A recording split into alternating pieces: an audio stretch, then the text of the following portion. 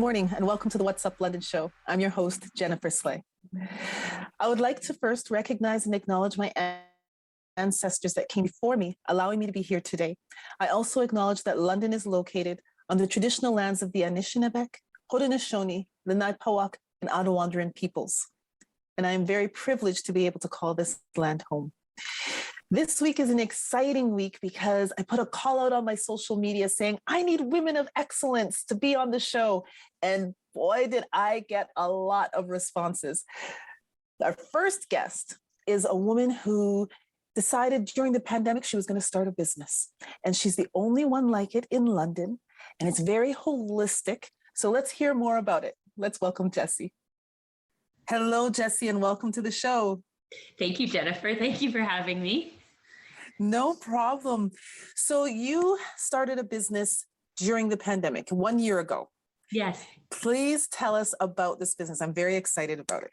Absolutely. So my name is Jessie, and I opened up my practice, Jess Jones Recreation Therapy.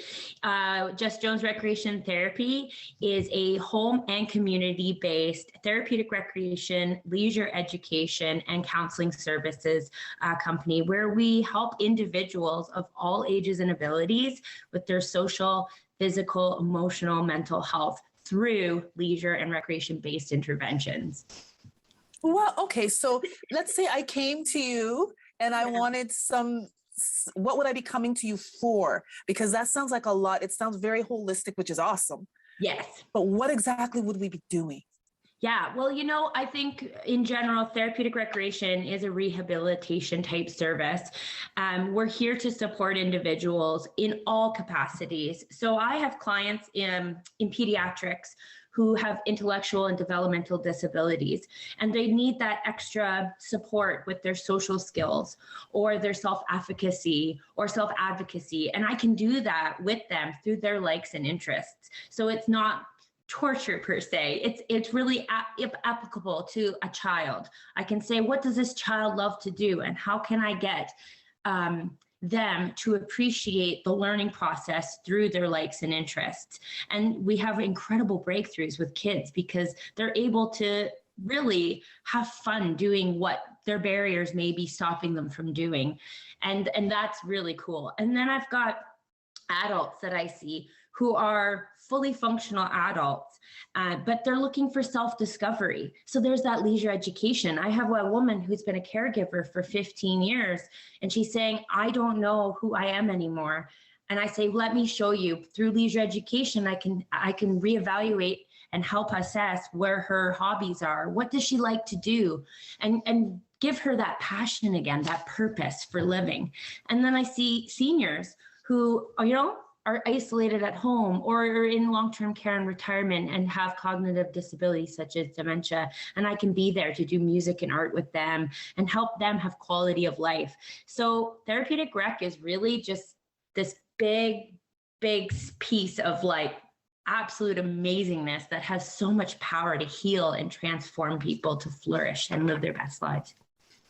That is amazing. That is amazing, really, truly. So how did you get into this, Jessie? Yeah, so I've been working in the field for about 4 years, and that's when I dedicated myself to go back to school and get all the credentials for it. So I've got a 2-year diploma in recreation therapy, and I'm currently at Brock University as a research student in therapeutic rec, doing my bachelor's of recreation and leisure studies to become a CTRS, or a certified therapeutic recreation specialist. And I got into it just by simply being, this is a second career. I was a chef before and got into a retirement home as a chef, and then realized that my passions really laid in helping people through therapeutic rec. I love recreation. So as a musician and artist, this was a job that allowed me to do all my passions while serving other people. Well, you're not busy at all. No. Not busy at all. Oh, but it's wonderful. It's wonderful. And so you are the only one in London, correct? Yes, we are the only therapeutic recreation focus-based company in all London, Ontario. There's other companies that, provide those type-like services or incorporate them in their philosophy, but I am the only one right now that is offering it as a sole mission. So it's pretty cool. And the expansion starts. Oh, yes. Well, thank you so much for being on here, Jessie. You are truly a woman of excellence. Thank you so much for all that you do. Thank you, Jen. Thank you.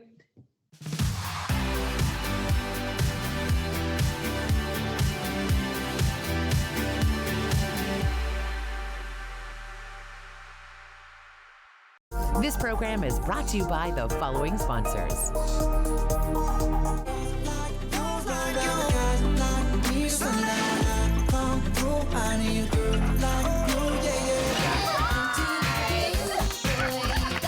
Your happy place. Easy 1013, the perfect music mix. Carbon monoxide is a deadly gas you can't see, smell, or taste. Homes with fuel-burning appliances and/or attached garages must have working CO alarms installed outside all sleeping areas. Don't let the silent killer get you. Install working CO alarms today.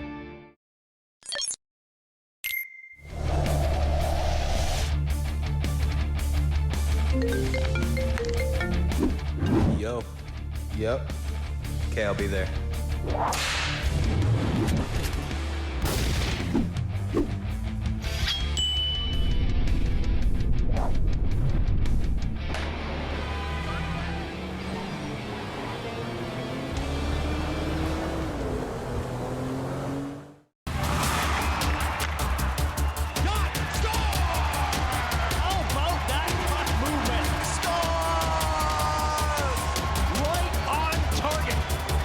Night's action on Rogers TV.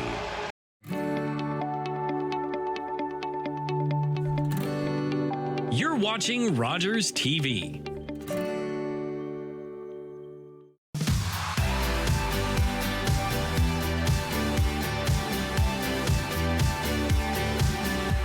Welcome back.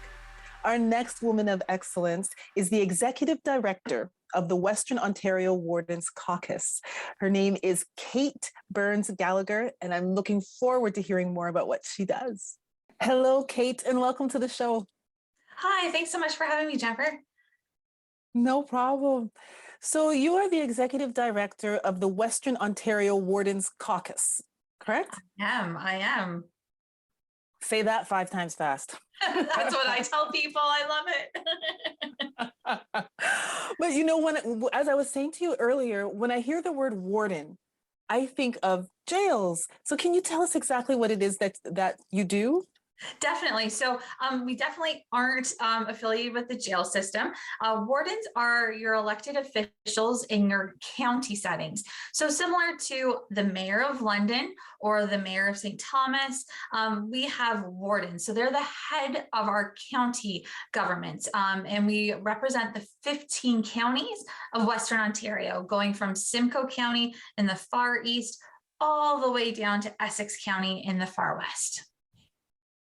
Okay. All right. So it's kind of like being the representative of each of those counties and coming together as a collective.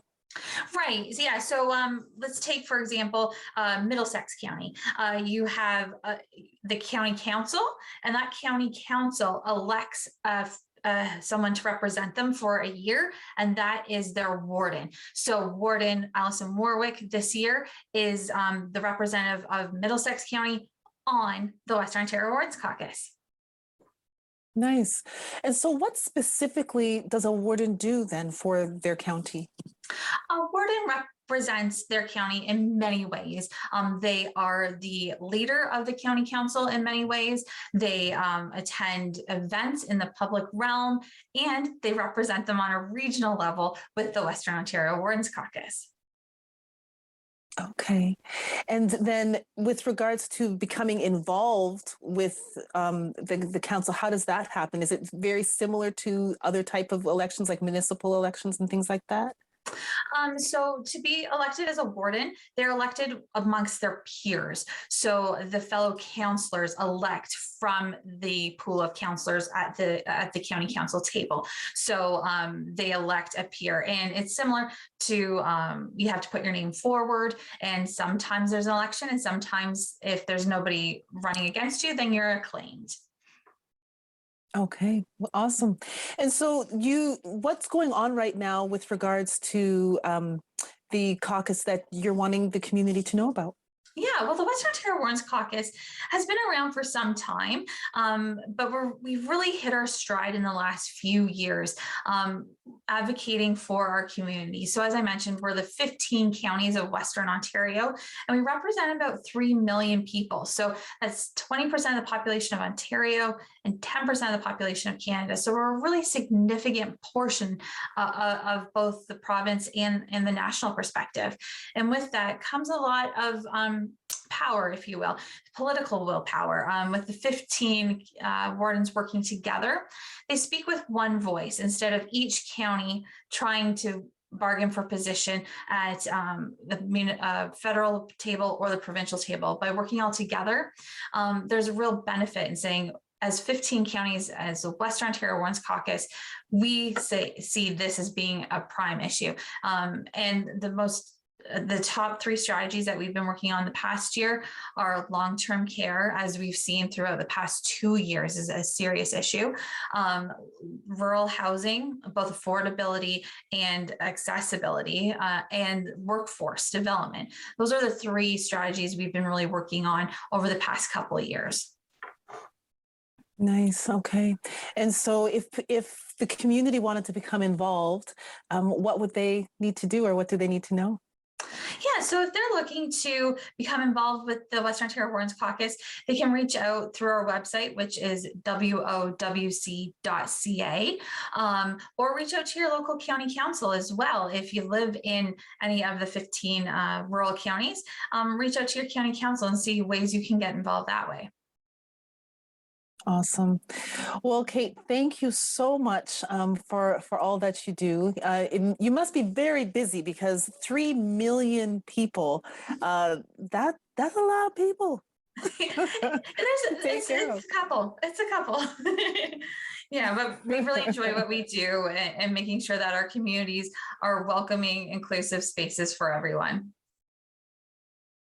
Awesome. Well, thank you again, Kate, for being on the show. We appreciate you, and take very good care.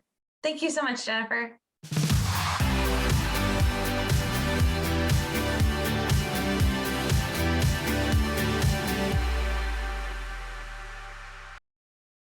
This program is brought to you by the following sponsors. Huron Flooring offers a vast selection of pre-finished hardwood floors in a variety of colors, textures, widths, and finishes. We also provide resanding and refinishing of your existing flooring and stairs. Visit us at Huron Flooring, 782 York Street in London. Hi everyone, my name's Ranger M. I love to knowledge share, and that's just what I'm going to do with you. So come on, let's go learn with Ranger M.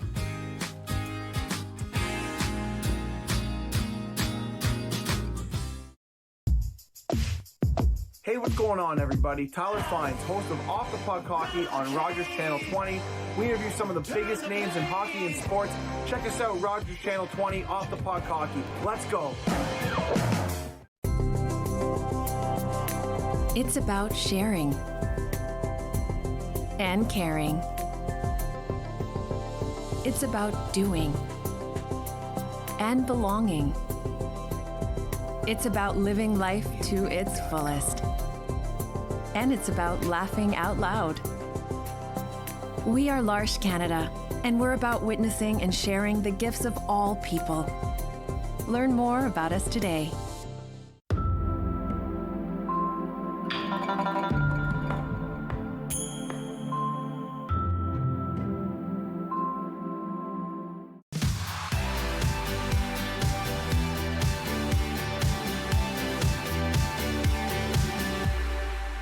Welcome back. Our next woman of excellence is the president of the London Urban League. Her name is Skylar Frank, and she has a number of initiatives that she's going to talk to us about. Let's listen. Hello, Skylar, and welcome to the show. Thanks for having me. No problem. So please let Londoners know, what is the Urban League? Yes, so we're a charity. We've been around for 50 years, and we support neighborhood and community groups across the city. And we encourage them to do community events, engage with, civic politics, and really try to shape our city so it's a very vital, successful, and sustainable city. So we're kind of an umbrella group of neighborhood groups. So you partner with other groups within the community and support them in the different events they do? Or Yeah. So we have 57 member organizations. Most of them are community groups from across the city. So neighborhoods representing, Westmount, the Coves, Old South, Old North. So there's community groups in every single neighborhood. And we run monthly events. We offer some funding for them to run their own neighborhood events. We do some advocacy at the municipal level mostly. We also are known for running all of the all-candidate debate meetings. So the municipal elections coming up this fall, and we'll run all those debates. So a lot of what we do is just getting people really engaged in local civic issues. Nice. And so how can Londoners, whether individuals or groups, become more involved? Yeah, so we do at the end of the month, the last Thursday of the month from 7 to 9 p.m., we have monthly meetings. We've been on Zoom, of course, COVID, although we'll slowly start to come back in person. And we have different municipal issues and topics that we talk about at these meetings. So anyone can come to those, open to the public, welcome. Individuals can also join the league as members. And then we also have group membership. So like I said, if you're part of a neighborhood group or a community group that's not geographically located, you're able to join as members, and that gives you more opportunities to participate in our funding and our programs. So we welcome kind of anyone from those different areas. And we do have an event coming up at the end of the month. So this month, our topic is about urban agriculture and gardening, which is the end of March. So we want to get people thinking about spring and getting outside. So we have 3 really great speakers who are going to be talking about their experiences doing community gardening in the city. Oh, nice. And so who are the speakers? Sure. So Christine Metler, she's on our board, but she also is part of Peterville's Community Garden. And that's in like the Oxford Park, Blackfriars neighborhood. And that is the city's first community garden that is entirely managed by the community members. So it's on city property, but the community kind of votes on how to manage that garden. So we've got Christine. We also have Becky Ellis, who is she runs a business called Entangled Roots, and she does a lot of herbal concoctions and grows a lot of her own plants and sells seedlings. And the last speaker that we have for the event is Jessica Cordes, who works at Western and does sustainability on campus, and they have a community garden at Western on their campus. So 3 very different perspectives about gardening, but lots to learn. Wonderful. And so if a community wants to do a community garden, how can they go about doing that? Do they contact you, or how does that happen? So if it is on public property, it would be the city, and the city has a really fantastic community garden team. They would contact Vanessa Kinsley, and I'm happy to put them in touch with her. But the city, currently, I think they have over 20 different community gardens located across the city. But anytime that there's an interest from the community in a new one, so if there's like an empty park and 10 residents really want to see a garden in the park, they just get in touch with the city and start working on developing that plan. The city just has to make sure there's enough people that will want it in that neighborhood to make it successful. But yes, they can email the Urban League, and I'll just put them in touch with the person at the city. Wonderful. And you had mentioned prior to us getting on here that you're doing some advocacy, some special advocacy. Yes. Tell us about that. I would love to. So the Urban League, again, like I said, does a lot of municipal focus issues. So the most recent one, we just put out a letter to the city regarding their parking standards. So the city is reviewing essentially, when they determine to make a parking lot for a space, they determine how many spaces they need based on the occupancy of the building. And it hasn't been changed in 25 years. And as we know, less people are driving, younger people are using car sharing methods or biking or walking. And with COVID, most people, a lot of people are working from home. So we've been encouraging the city to reduce how many parking spaces that they allocate and use that for other things like gardens or parks or use it for actual housing. So our most recent advocacy push was about parking standards. Okay. Yeah. Well, thank you for that information. And, it's going to be really interesting to see what happens with the community. People are paying more attention now, I think. And so I think that you're going to find Londoners contacting you to do a lot more within the community, for sure. Absolutely. Yeah, that's the hope. Yeah. Yes. Well, thank you so much, Skylar, for being here, and good luck with your event. Thank you.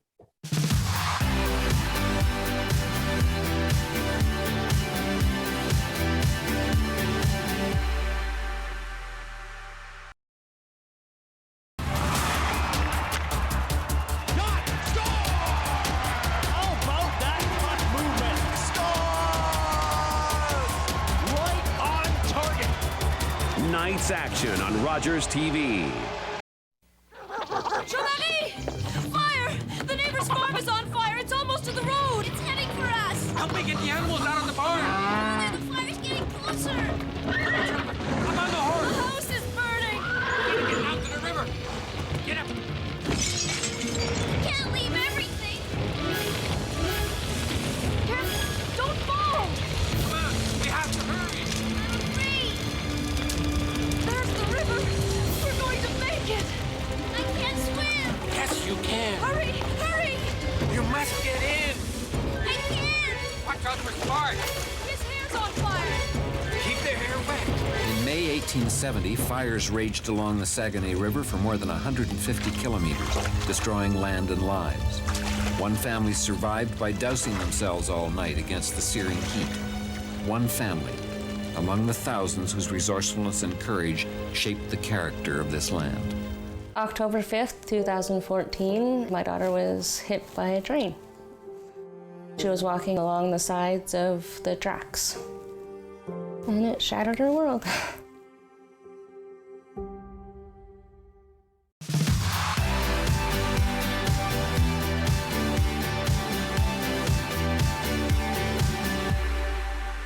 Welcome back. Our next guests are two young women of excellence, and I am so excited to introduce you to them.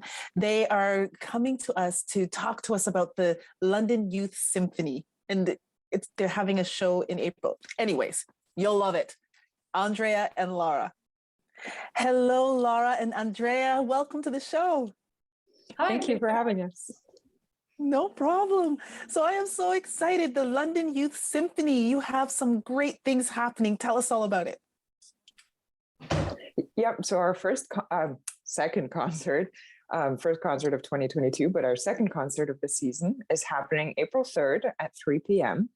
And our musicians are so excited to be performing and playing together again. And it's going to be phenomenal. I'm sure it is. So how was the first concert?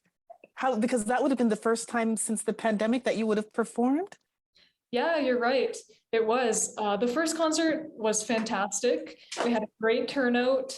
Obviously, all the COVID protocols were followed. Everything was very safe. We made sure our audience felt comfortable, and as well as our musicians. And our musicians had a great time. They played really well. We got some amazing feedback from the audience, and they really enjoyed the concert, especially being able to get back into live performances. Yep. Wonderful. And then on April 3rd, you have an rendezvous at the Symphony. Is that right? Yes. So we're hoping to promote it that you can take your friends, your loved ones, everyone, and be together again at the Symphony as a big rendezvous. Awesome. So you also have a silent auction attached to it as well. Is that correct? Yes, which is super exciting. We've had a lot of great donations already. Oh, like what? Can you share? So a big one we got was a pair of Grand Theatre tickets to an upcoming show. London Symphonia also donated a pair of tickets. We also have a painting by one of our flute players in the orchestra. She donated a painting she did herself, it's very amazing. So you have to come to just check it out. And we also have some handmade wood items and lots more. So it's going to be great. Oh, that sounds wonderful. So what is going to be performed at this concert? What pieces of music? We have a variety of pieces, mostly from the Romantic era, to be in line with our theme. The big piece is going to be Schubert's Unfinished Symphony, and we're actually going to finish it with another one of his pieces, which is the Entr'acte number 1 from Schubert's Rosamunde. And then there's going to be a piece just for the strings. They'll be playing an Elgar Serenade. The Winds will be playing a piece themselves by Raff. And also our brass section will be highlighted at the very beginning with a fanfare by Simpson. Oh my goodness. So I grew up as a classical pianist, and my favorite era was the Romantic era. So I am going to have to come to this concert. I'm so excited. So tell us what instruments are in the symphony, because you mentioned strings, you mentioned the horns, the brass, but can you tell us all of the different instruments that we will expect to hear? Yep. So in the string section, we have violins, first and second, violists, cellos, and basses. In the winds, we have oboes, flutes, bassoons, and clarinets. In the brass, we have horns, trombones, and trumpets. And then we also have a timpani coming. Mm-hmm. That is wonderful. That is wonderful. So how can youth join? If there's youth that say, oh man, I want to be in the symphony, I want to play, how can they join? Yeah, actually, we're still holding auditions all season this year. So we just want whoever's interested just to email londonyouthsymphony@gmail.com to express their interest, and we'll be in touch with them to set up an audition date and time. The requirements are on our website, and those are specific excerpts they have to learn. And then they just come to their audition and play the best they can. That is wonderful. So April 3rd, rendezvous at the Symphony. And then there's a third and your final concert, and that will be in June, just in case people can't make the spring. Yes, in June, June 5th, I believe, Sunday, June 5th. And you can always just stay tuned to our social medias to get all the up-to-date information. As well as our website. Yep, that too. Okay. Wonderful. Well, thank you both for coming on here. I am so looking forward to this. I am getting tickets and I will be there and I'll see you there. What instruments did the two of you play? I played the oboe. Oboe, okay. Yep. Also a double reed instrument. I play the bassoon. Bassoon, okay. Well, I'll be looking for you. Oh, we won't be playing. But... No. We're just the managers. Oh, okay. All right. Well, that's okay. I'll see you there. Yep. All right. You take care. Thank you so much for being here. Thank you so much for having us. That's a wrap. Thank you so much for tuning in. And please go and support our guests. They've been amazing women of excellence, and they're doing some wonderful and amazing things. Go visit their social media and share their pages with your networks. I look forward to being here again with you next week, and ask that you please like, comment, and share this episode with your friends. Be well and take care.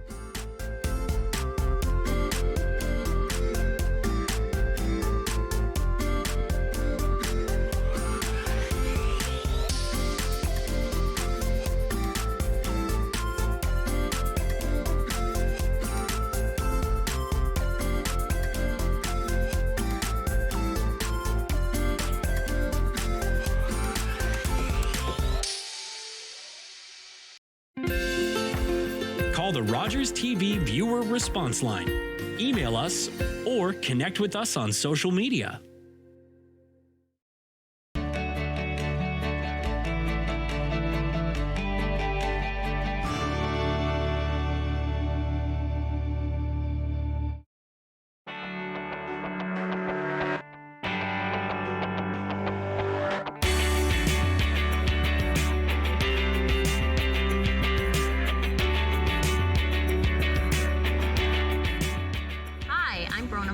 And I'm excited to be the new host of LDN ONT TV. Join me and my guests as we discuss the topics trending here in London, Ontario. Tune in Thursdays at 6:30 only on Rogers TV.